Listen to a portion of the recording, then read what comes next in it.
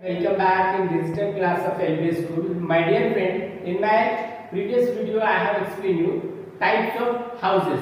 Okay, now look, here I am going to explain you this para. First of all, you have to copy down these words.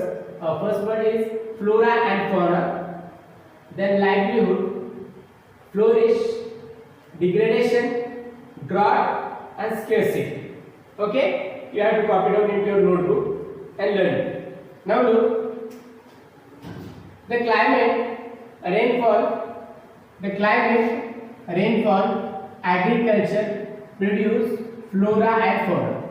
Are you getting me? The climate means हवामान या वातावरण, rainfall यानी बारिश और agriculture जो खेती. These are produced, what they are producing? Climate, rainfall, agriculture produce. ये तीनों मिलकर क्या प्रोड्यूस करते हैं? Flora and fauna. Flora and fauna means पेड़ पौधे, पशु पक्षी, जीव जंतु, ये सब, ये तीनों का मिश्रण ये क्या पैदा करता है या क्रिएट करता है, प्रोड्यूस करता है? पेड़ पौधे, पशु पक्षी, जीव जंतु. फ्लोरा एंड फौना इसको इंग्लिश में कहेंगे. Of the region, that particular region where we live are the sources of our livelihood. Okay, livelihood मतलब हमारी जो रोजी रोटी कमाने का जो जरिया है, इसकी वजह से होता है. The lifestyle and culture of region develop their support.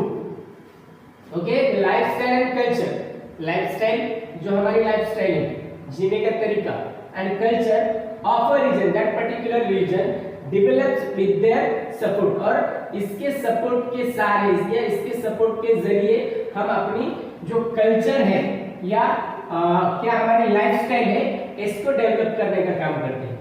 Human settlements have flourished. और इस तरीके से ह्यूमन सेटलमेंट जो होती है वो फ्लोरिश्ड होती है. wherever the means of living are plentiful, कहीं कहीं पर बहुत सारे जो wherever the means of living मतलब जीने के जो साधन है वो बहुत ज्यादा पैमाने में पाए जाते हैं या होते हैं. plentiful यानी बहुत ज्यादा. over a period of time these settlements develop further into village and towns. और इस तरीके से जो विलेज है, टाउन्स है, गांव, शहर, ये डेवलप होते हैं. but sometimes reasons like the degradation, लेकिन कभी-कभी मुश्किलों का भी सामना करना पड़ता है. यहाँ पर रीजन दिए वाले उसका डिग्रेडेशन होता है. डिग्रेडेशन यानी उसका पतन हो सकता है. ऑफ द एनवायरनमेंट, जो वातावरण, जो पर्यावरण है, पर्यावरण को बहुत सारी मुश्किलों का सामना भी करना पड़ता है, जैसे कि ड्रॉट का सामना करना पड़ता है, इन्वेशन का सामना करना पड़ता है. ये सारे क्या है? प्रॉब्लम्स है. Okay, etc lead to the scarcity. और इसका नतीजा या इसका रीजन क्या होता है? स्केर्सिटी. स्केर्सिटी यानी कमी. Of those means people are forced to leave their settlement. Okay, people are forced to leave their settlements. Villages and towns become deserted. और ना चाहते हुए भी लोगों को वहाँ पर्टिकुलर जगह या पर्टिकुलर रीजन को क्या होता है, वो छोड़ देते हैं. इस तरीके से जो टाउन्स है या जो विलेजेस है वो क्या होता है, एक तरीके का डेजर्ट बन जाते हैं. ओके, डेजर्ट यानी पूरी तरीके से कोई भी, मतलब जैसे हम रेगिस्तान में जो होता है उस तरीके का वो डेजर्ट बन जाता है. We see many such instances in history.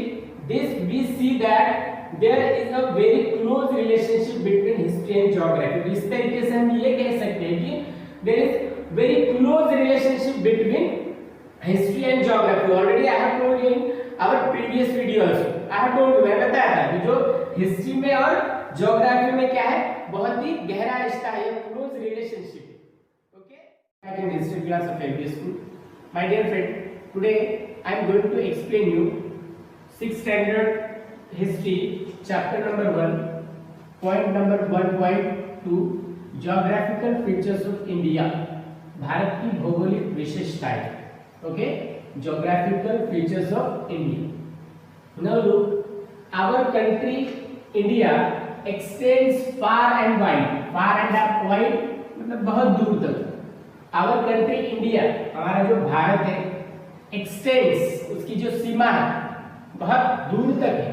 Far and wide at its north अगर हम इसकी नॉर्थ की तरफ हम जाएंगे, at its north lie the Himalayas, okay, to the east the Bay of Bengal, to the west the Arabian Sea and to the south the Indian Ocean. Are you getting me? Now look, हमारा जो भारत है, हमारे भारत की जो सीमाएं हैं वो बहुत दूर है, बहुत बड़ी है।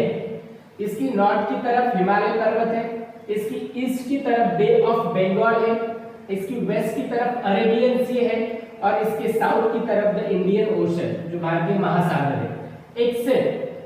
except for the island of Andaman, Nicobar and Lakshadweep, the rest of the country is contiguous। contiguous यानी मिली हुई या मिला हुआ। मतलब ये जो आइलैंड है, कौन से आइलैंड है? ये आइलैंड, इसको आइलैंड पढ़ते हैं, Iceland don't pronounce, okay, Iceland इसको नहीं पढ़ते, आइलैंड पढ़ते हैं। ये जो आइलैंड है कौन से? Andaman, Nicobar, Lakshadweep. There are 7 territory, Indian territories, Bharat के 7 केंद्र शासित प्रदेश है ना। तो वो इसको छोड़ के बाकी सब जो भारत है वो क्या है? एक जी भैया मिला हुआ, okay. Except the island of Andaman, Nicobar, Lakshadweep, the rest of the country is contiguous, यानी मिली हुई या मिला हुआ, मिश्रित, okay। The next paragraph, we have to take into account एक phrase है, मतलब सोचना, we have to take account this region henceforth referred to as ancient India, और इसी को that's why it is known as or referred as ancient India, प्राचीन Bharat. When we study the ancient history of India, we came to know that before 1947, जब हम भारत की जो प्राचीन भारत का इतिहास पढ़ेंगे या स्टडी करेंगे तो हमें ये पता चलेगा बिफोर 1947 मतलब 1947 के पहले क्या था? 1947 के पहले बिफोर 1947 टुडेज पाकिस्तान, जो आज का पाकिस्तान है, ओके, जो आज का पाकिस्तान है, Pakistan and Bangladesh where also part of India, ये आप सबको पता है ना। इंडिपेंडेंस के पहले पाकिस्तान और बांग्लादेश ये भारत का ही एक हिस्सा था। The following regions are seen to be important when we look at the course of Indian history. जब हम भारत का इतिहास पढ़ते हैं तो हमें कुछ ये ऐसे रीजन्स हमें मिलेंगे, रीजन, ओके, रीजन देखने को मिलेंगे। Here we have list. पहला जो है द हिमालयाज है, second the plain of Sindhus, Ganga, Brahmaputra rivers, third one the Thar desert, fourth one the Deccan plateau, fifth one the coastal regions और sixth one the island in the seas. ये जो 6 अलग अलग रीजन है and we are going to discuss about it in next video. Today I am going to explain you first region the Himalayas, okay.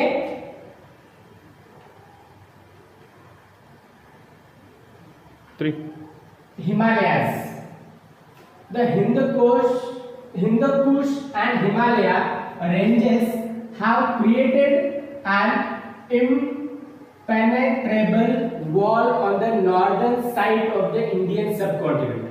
Impenetrable, look, impenetrable means अवैध, जिसको हम तोड़ नहीं सकते, okay. The Hindu Kush and Himalaya ranges यानी आपको पता है, ranges have created an impenetrable wall on the northern side of the Indian subcontinent, and this wall has separated the Indian subcontinent। और ये जो वॉल है कौन सी वॉल है?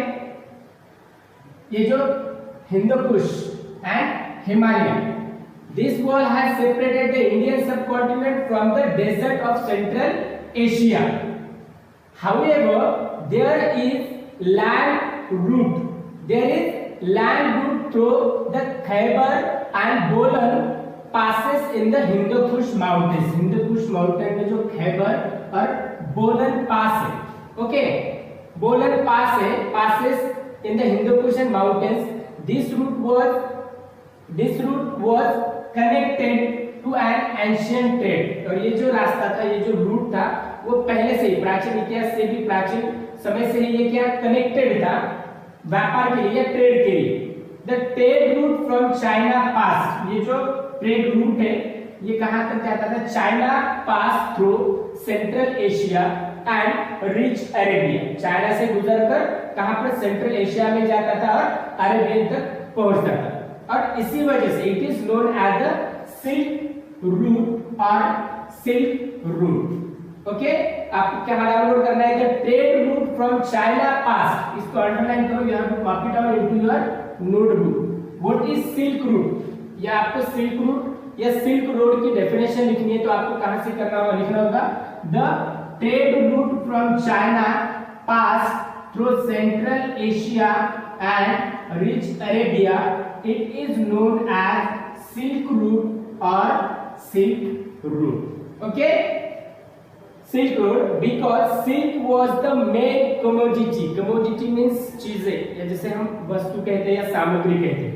Okay, because silk was the main commodity exported to the western countries, ये जो silk था ये ऐसा सामग्री थी कि जो वेस्टर्न कंट्रीज में ज्यादा एक्सपोर्ट की जाती थी। यूजिंग दिस रोड, और इसी रोड को ज्यादा यूज किया जाता था ट्रांसपोर्टेशन के लिए। The route through the passage was used by many foreign invaders to enter ancient India, और प्राचीन भारत में आने के लिए बहुत सारे जो परकीय बाहर देश के जो लोग थे इसी रास्ते से आते थे। Many foreign travellers also came to India by this route, और इसी रास्ते से जो बाहर के लोग ट्रैवलर जो थे इसी रास्ते से भारत में आ पहुंचे। Okay, in next video I am going to explain you next point.